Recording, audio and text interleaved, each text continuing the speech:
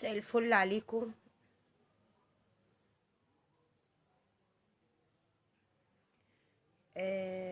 ممكن بس حضراتكم تتجمعوا كده معايا وان احنا نتكلم وناخد وندي مع بعض كده.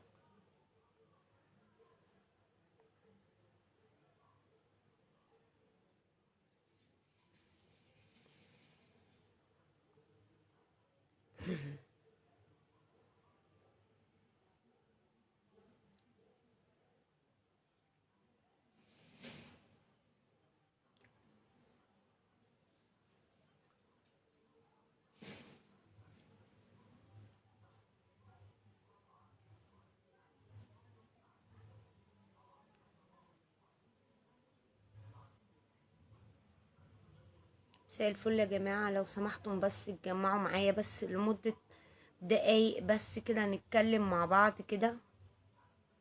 نتكلم بس مع بعض ونقول مثلا يعني في أسئلة كده، احاول نتكلم معاكم فيها وناخده كده وندوا مع بعض.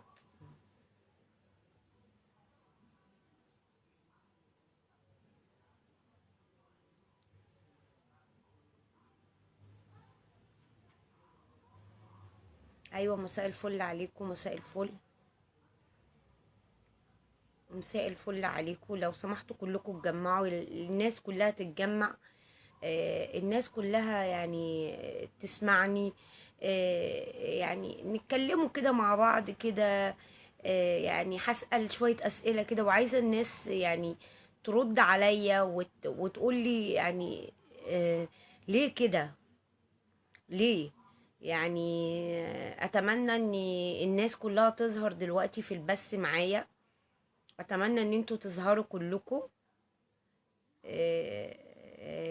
اتمنى ان الناس تظهر بس معايا كده.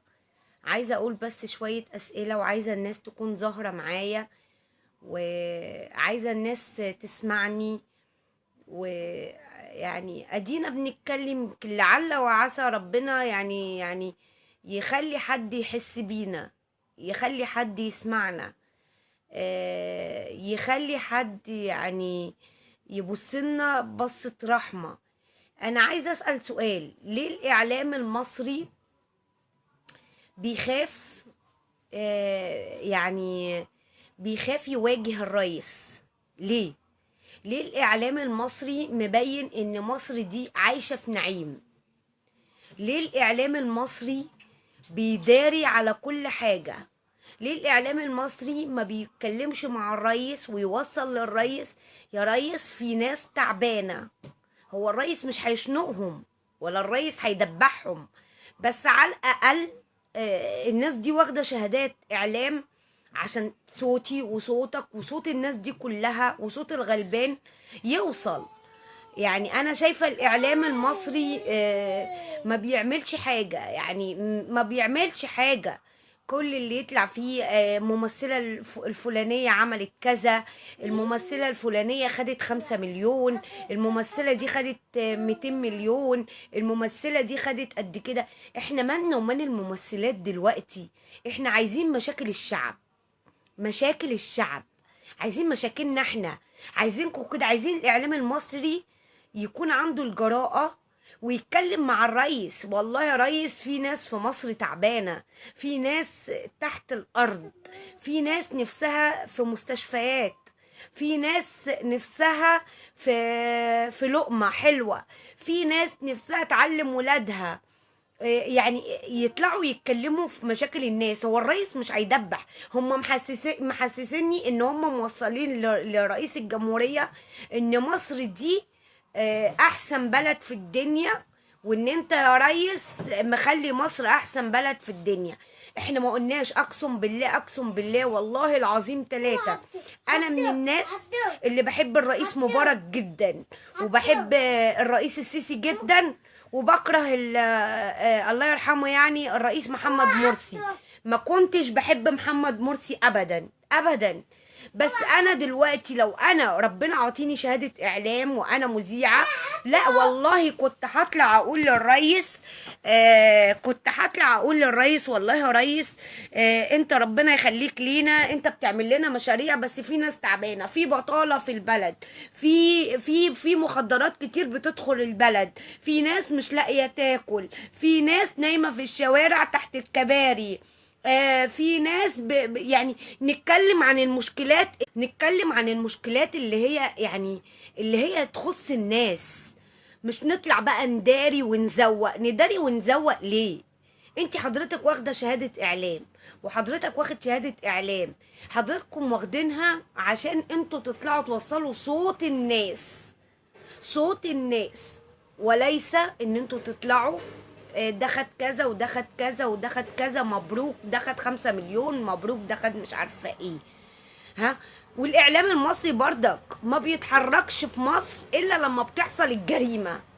يعني مثلا لو حد جاله كبد واتخنق وخلاص هيرتكب الجريمه، بردك الاعلام ما بيتحركش الا لما يكون واحد قتل وشرح وخلاص دفن. مصر المفروض تتغير، مصر المفروض تتغير. مصر احنا في يعني في 2020، يعني خلاص الدنيا لازم تتقدم، لازم يبقى في تقدم في البلد، في الفكر وفي كل حاجة. لازم مصر دي تبقى احسن دولة في العالم.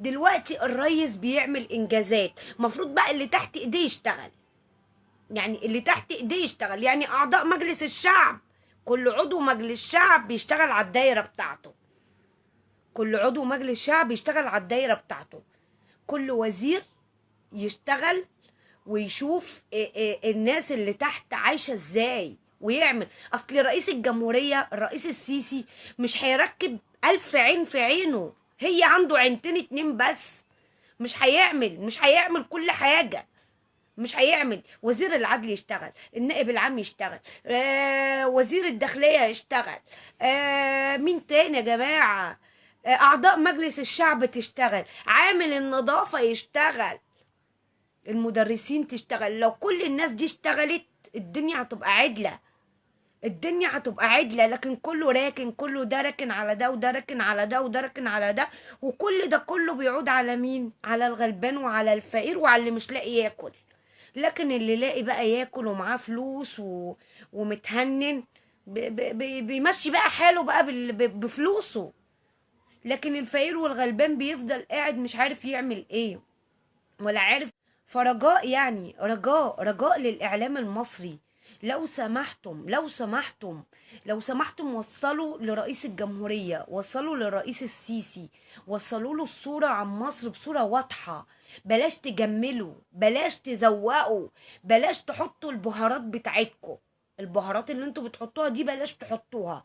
اطلعوا ما تخافوش، الرئيس مش بعبع، الرئيس زينا، انسان زينا وبيحس بينا. يمكن هو راجل طموح جدا.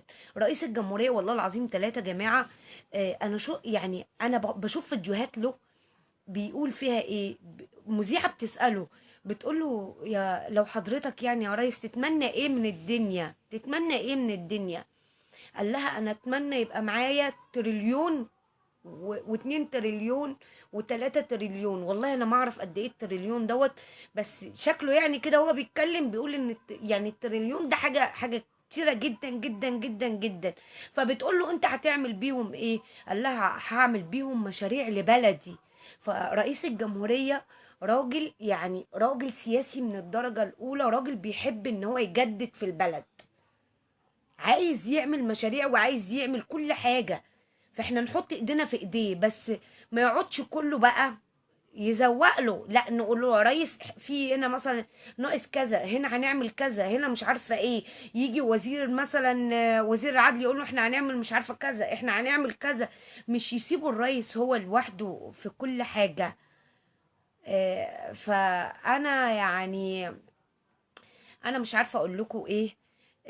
مفروض ان الاعلام كمان يتنشط اكتر من كده، ينزل زي زمان كده، ايام مفيد فوزي وايام المذيعين دي، يعني ايام حديث المدينه وايام ده كله. انا كنت عيله صغيره وكنت بسمع حديث المدينة وبسمع الكلام، مذيعين ياما، كانت الناس بتجري كده، بتجري بتتحرك. لكن المذيع دلوقتي عايز يقعد، عايز يقعد ويستنى بقى الجريمة تيجي، وبعد كده بقى ينزل حضرته يتكلم عن الجريمة. والمذيع كمان عايز يقدم طبق من فضة وطبق من ذهب كده لرئيس الجمهورية، يقول له والله مصر تورتاية جميلة، مصر مفيش حد فيها تعبان، مصر جميلة. مع ان مصر فيها ناس كتير تعبانة، مصر فيها ناس كتير تعبانة. مصر محتاجة دعم الرئيس، دعم الرئيس ورئيس الجمهورية. الرئيس السيسي رئيس محترم، وعايزة اقول لكم اقسم بالله اقسم بالله اقسم بالله انا ما منافقة، رئيس هو رئيس كل حياته كلها الطموح. انا ما شفتش انسان عنده طموح للدرجة العالية دي، طموح ان هو يزود في البلد بس مشاريع. بس انا عايزة اقول له يا ريس ربنا يوفقك في المشاريع. طب لو سمحت، احنا بقى كشعب محتاجينك، احنا كشعب محتاجين ان انت تقف تحط ايديك في ايدينا. احنا كشعب عايزين نعيش مرتاح، احنا كشعب عايزين نلاقي ابسط حقوقنا، احنا مش عايزين اكتر من كده. وربنا يوفقك في كل الانجازات اللي انت بتعملها، وربنا برضك يوفقك لان انت الرئيس السيسي عمل لنا حتة الامن والامان يا جماعة. ما تنسوش يوم 25 يناير كانت الناس بتقعد تحت بيوتها تولع نار، خايفين الا الحرامية والبلطجية ولا الاخوان تخش تقتل فيهم. الرئيس السيسي بسم الله ما شاء الله عظمة قوية جدع، رئيس يعني رئيس ما خلاش حاجة اسمها اخوان، ما خلاش حاجة اسمها بلطجية يخشوا. دلوقتي انت بتنام وتحط مخدتك، مفيش بلطجي هيخش عليك، مفيش ارهابي هيخش عليك، مفيش واحد اخواني هيقول لي انت مسيبه شعرك ليه، مفيش حد هيقول لي تنقبي بالعافيه، مفيش حد هيقول لي انت تصلي بالعافيه. نظام الاخوان دوت خلاص انتهى امره، ويا رب ينتهي امره لمدى الحياه، ما يكونش فيه اخوان في البلد. فانا عايزه اقول لكم برضك رئيس السيسي يتشكر على نعمه الامن والامان، على نعمه ان مفيش بلطجي بيخش حياتنا، مفيش ارهابي بيخش حياتنا، مفيش دلوقتي زي 25 يناير. الراجل ده يشكر. بس الراجل دوت احنا دلوقتي بنوصل له صوتنا، بنقول له يا ريس احنا محتاجين ايدك في ايدينا، ان انت تساعدنا ان احنا نعيش عيشة كريمة. محتاجينك يا ريس، محتاجينك ترخص لنا الحاجة، محتاجينك يا ريس تعمل لنا مستشفيات زيادة، محتاجينك يا ريس تعمل لنا اسكان، محتاجينك يا ريس توفر فرص عمل للشباب، محتاجينك يا ريس ان المخدرات ما تخشش البلد اكتر من كده، محتاجينك يعني محتاجينك كتير، محتاجينك كتير ان انت تسمعنا. احنا عارفين ان انت بتسافر هنا وبتسافر هنا ومؤتمرات وانشغالات كبيرة وانت بتفتح مشاريع كتيرة، بس الشعب دوت مسؤول منك، واحنا بنقول لك ربنا يعينك ومحتاجينك وبنمدلك ايدينا ومتشكرة من حضرتك.